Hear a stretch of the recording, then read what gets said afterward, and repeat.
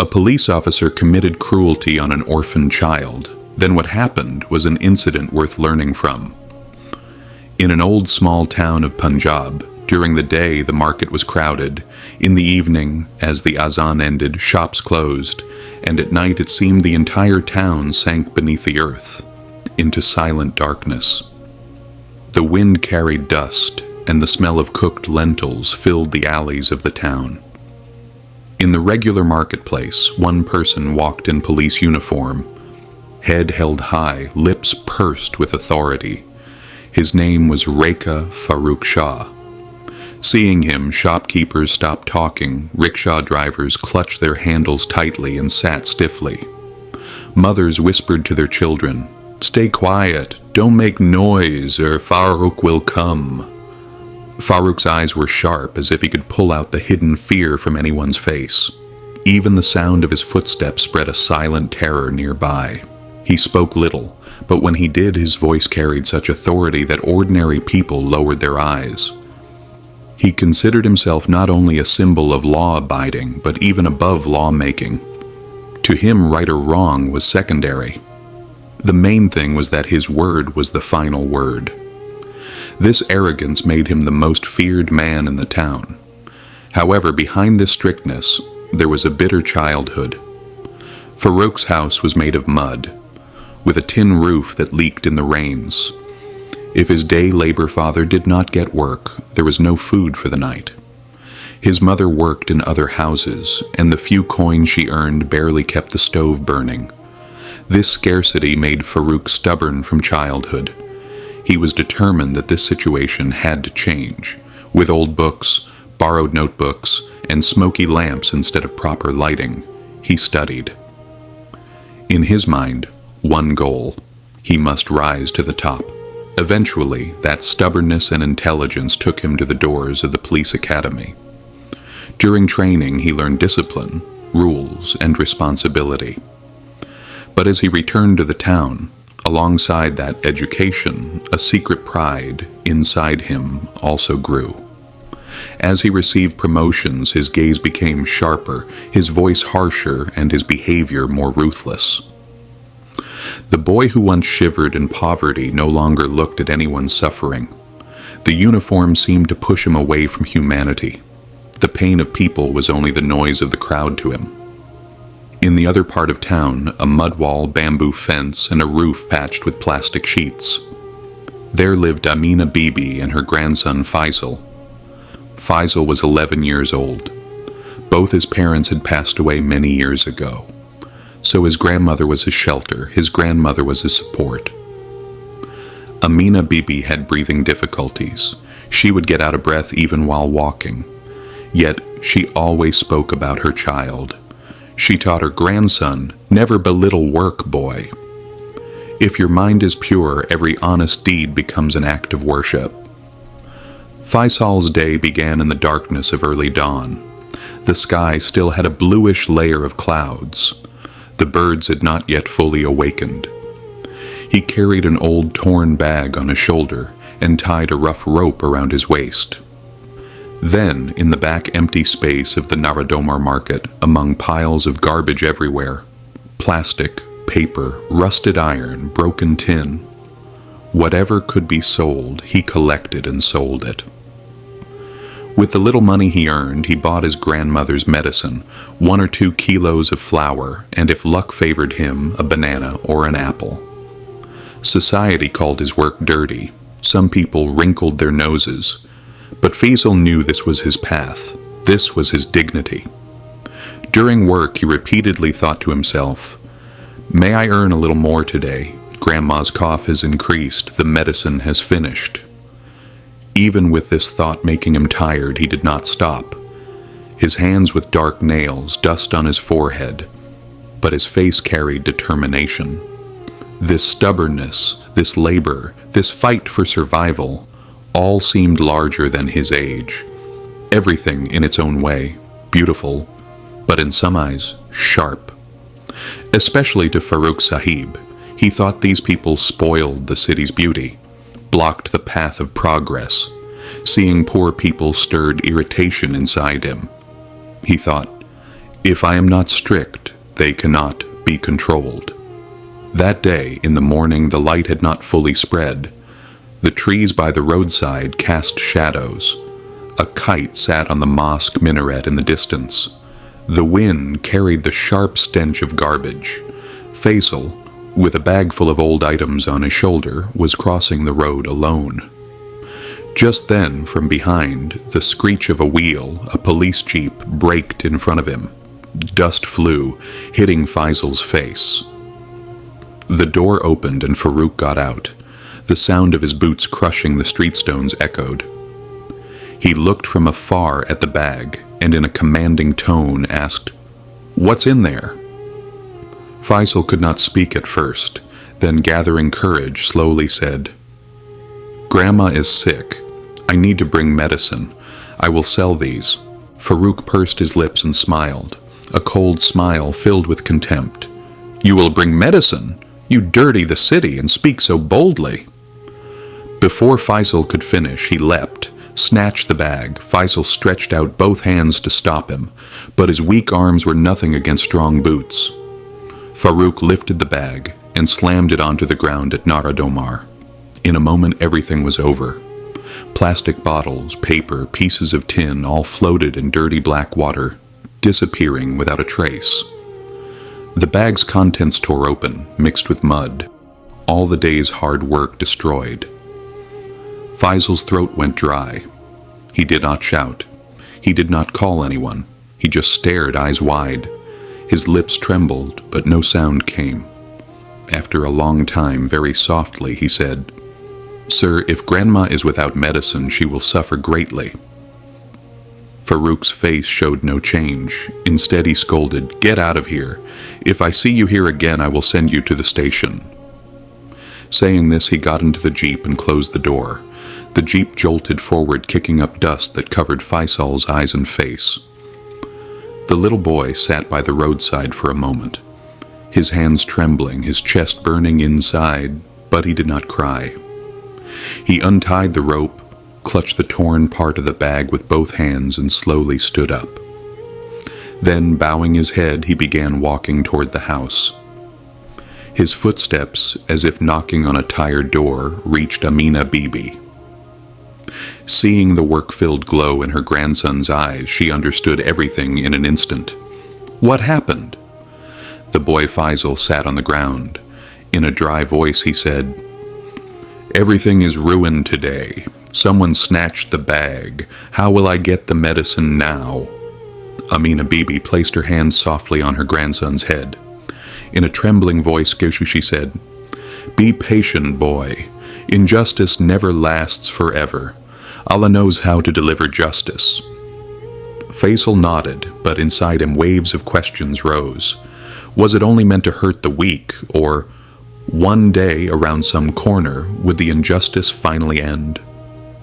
The answer to that question had not yet come, but that morning silently hung an ominous signal in the city sky.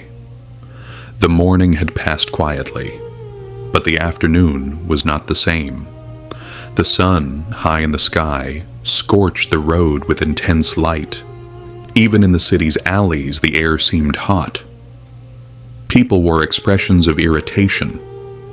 Rickshaw drivers searched for shade. Shopkeepers lazily waved fans. At this time, Farouk Shah drove his police jeep along the main road of the market. His face carried that familiar stern expression, as if everything around him was under control. Faisal, meanwhile, walked through another part of the city, still filled with pain. Remembering the bag sunk in the drain, his chest tightened, the agony of not being able to bring his grandmother's medicine, and the burning sting of humiliation made his small body feel even heavier. Yet he did not stop. The brighter the daylight became, the more determination filled his eyes. He had to do something, because giving up was not in his nature. Meanwhile, Farouk's mind was strangely unsettled. While driving the jeep, the boy's face kept appearing in his mind. Faisal's face, big eyes full of tears, lips trembling but no sound escaping. The image seemed to sink into his mind like stone, But pride did not allow him to weaken. He thought, if poor boys like this exist, they spoil the city's beauty.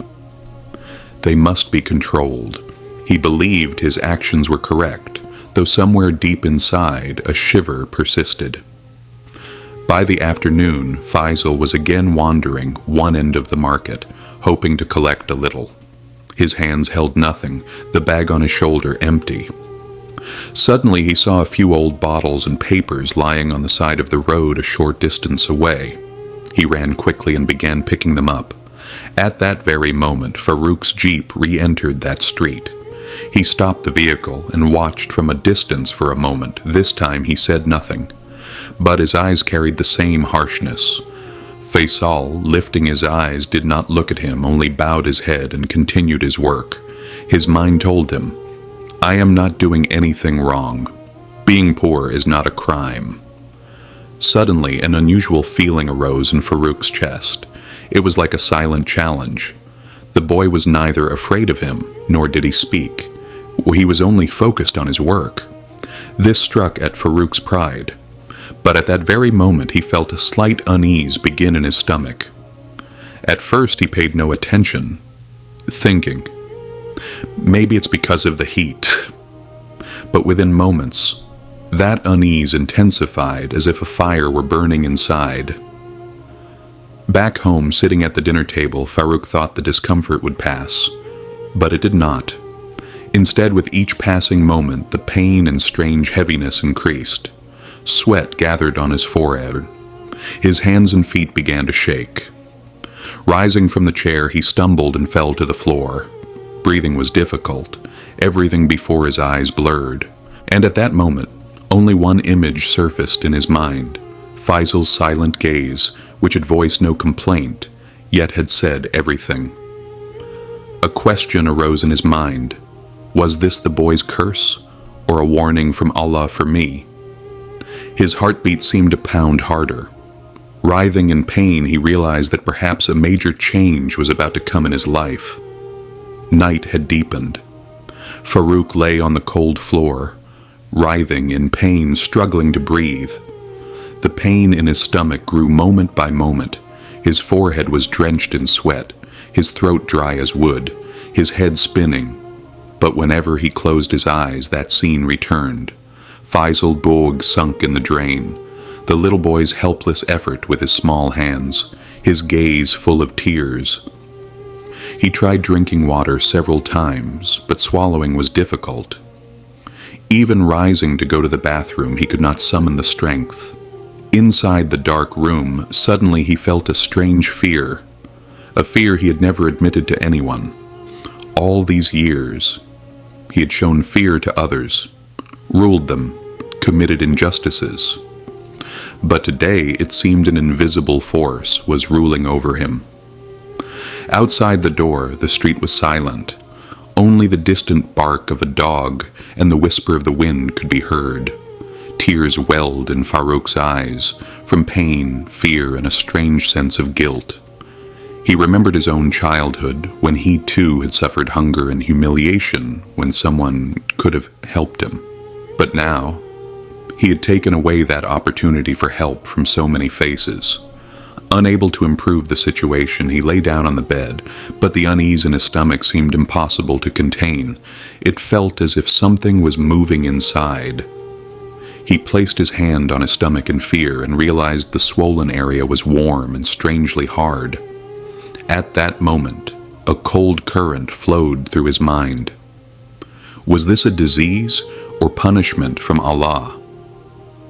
Amid internal struggle and external pain, Farouk clearly understood that this could not continue for long, yet he did not have the courage to call a doctor.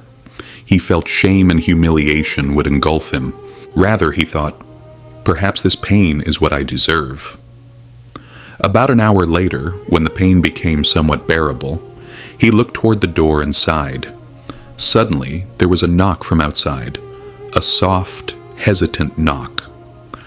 At first, Farouk was surprised, then he slowly rose and opened the door. Standing in front of him was Faisal, holding a small cloth pouch in his hand.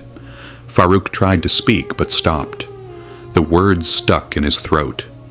Faisal spoke in a calm voice. Grandmother said when someone is sick, you must help them. So I have brought some bread and medicine. At that moment, something inside Farooq Shah's chest seemed to break. The boy he had humiliated yesterday, who had left his livelihood in the drain, was today standing at his door, helping him. This unexpected act seemed to strike at the strongest wall of his pride, breaking it.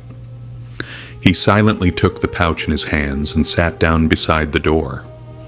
Inside were soft, warm bread made by grandmother, medicine in a small container, and a small piece of paper with the name of a local hakim written on it. The warmth of the pouch was not only from the food, but from the warmth of humanity, which had been missing in his life for many years. Words stuck in Farooq's throat, yet he managed to say with difficulty, "You don't hate me, Faisal." Faisal replied in a calm voice, "Grandmother says when you hate, a person becomes like the one they hate.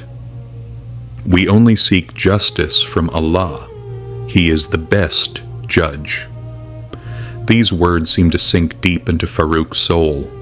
He realized that the unease he had felt these past few days was not only physical, it was the unease of his soul, accumulated over years of wrongdoing, pride, and injustice. He spent the night almost sleepless, lying on his bed, staring at the ceiling, calculating in his mind how many people he had wronged, how many he had deprived of what they deserved, how many smiles he had stolen. Each thought pierced him like an arrow. At dawn, as the sound of the mosque's azan floated in the air, he shuddered unconsciously, feeling a light tremor in his chest. For the first time in many years, he felt perhaps there was still time to change, to seek forgiveness, and to return to Allah. The next morning he decided he would not wear his uniform. Today, he would not go as a police officer, but as an ordinary human being, to the house where Amina Bibi and Faisal lived. He would carry no rod of authority, only a gift of humility. In the morning he packed some fruit, medicine, and some notes into a small bag. Holding the bag, he stood in front of Amina Bibi's broken door, feeling a strange suppressed heartbeat in his chest. When he knocked, Amina Bibi came out, her eyes showing a mix of suspicion and caution. Faisal also came out from inside, his eyes full of questions. Had he come to cause trouble again, or for something else? Farooq slowly bowed his head and said, "Today I have not worn my uniform, because I am no longer the person I was yesterday. I have come to ask for forgiveness." For the first time, a soft tone was heard in Farooq Shah's voice, which Amina Bibi and Faisal had never heard before. All this time his voice had been commanding. His eyes had shown contempt toward everyone. And today, his bowed head, trembling voice, and eyes carried a shadow of guilt. Amina Bibi stood silently for a moment, her eyes showing awareness, and a reflection of old pain buried deep inside. Faisal stepped forward, a trace of disbelief on his face, but clear curiosity in his eyes. Farooq slowly extended the bag forward, saying, "Here are some fruits. You have the medicine and a little money. I know with these it is impossible to make up for the suffering I have caused you, but I want you to pray for me, so that I never take anyone's rights again." Faisal looked at the bag in surprise. Then he looked at Farooq's face. He said nothing, just stood silently. Then Amina Bibi slowly took the bag in her hands. There was still some doubt in her eyes, but at the same time a kind of light of peace was appearing. Farooq paused a little, softened his voice, and said, "Faisal, have you forgiven me?" Faisal jumped in surprise and looked up. After a few seconds of silence, he slowly said, "Grandmother says that one who is truly repentant should not be told no. But to be forgiven does not mean that you forget everything. It means you will try to become that person who will not make the same mistakes again. These words seemed to enter straight into Farouk's chest, striking directly at his heart. Something stuck in his throat. Tears filled his eyes. All this time he had considered power his greatest possession, yet today he realized true strength lies in humility and compassion. Amina Bibi slowly stepped forward and placed her hand on Farouk's shoulder. She said, "Son, we have suffered a lot in life, but revenge does not lighten the heart. Forgiveness makes a person greater. If you truly want to change, do not only speak, but prove it through actions." Farouk bowed his head and said, "I will remember your words.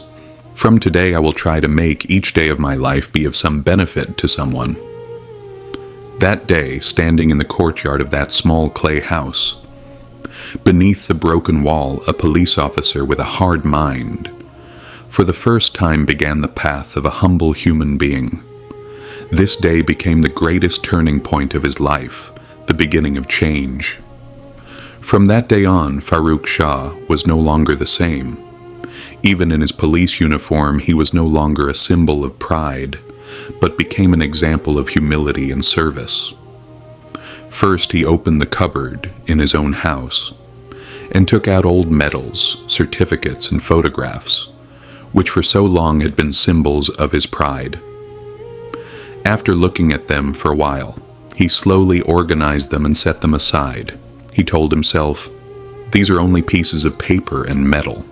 They are not proof of being human." Later that morning he went to the mosque. Standing for prayer after many years, he felt a strange tremor inside his chest. Shame, guilt, and a kind of light, mixed sense of relief. As he placed his head in prostration, he felt as if the cold touch of the ground was melting the hardened strength inside his heart. For a long time he prayed only one thing: "Make me a person such that those upon whom I have done wrong will bless me, not curse me." From then on, his daily life changed. He would go to the market and look for those poor people on whom he had earlier punished or caused suffering. He would organize someone's shop, pay for someone's vehicle repairs, or take responsibility for a child's education. Slowly, the people of the city were amazed to see his transformation. Those who once feared hearing his name now addressed him with respect. The greatest change came when he bought a small but sturdy bicycle for Faisal. A stand was attached at the back for carrying loads, so he would no longer have to lift heavy bags on his shoulders. When Faisal got the bicycle, the sparkle of joy in his eyes felt like the greatest reward in Farouk's life. One afternoon, he invited Amina Bibi and Faisal to his house. The food was very simple, plain, but the atmosphere was full of sincerity. After eating, he slowly took out a file and gave it to Amina Bibi. Inside were the land papers of their clay house. From now on, it was in Amina Bibi's name. "No one could evict you from your home anymore," he said calmly. Amina Bibi's eyes filled with tears. Faisal silently held Farouk's hand. That day in that small courtyard among the three people, such a bond was formed that would never break again. It was no longer the relationship of oppressor and helpless, but a relationship of family-like love and blessings. Over time, Farouk Shah, now called affectionately by the people of the city as Farouk Bai, learned to use the mistakes of his past as strength. He understood that life had given him a second chance, and using that chance, he devoted the rest of his life to serving humanity. Until the end of his life, in every prayer, Farouk was grateful for only one thing: that on life's path one day, Faisal and Amina Bibi were sent to him. They had taught him that true strength lies not in injustice, but in forgiveness and in love.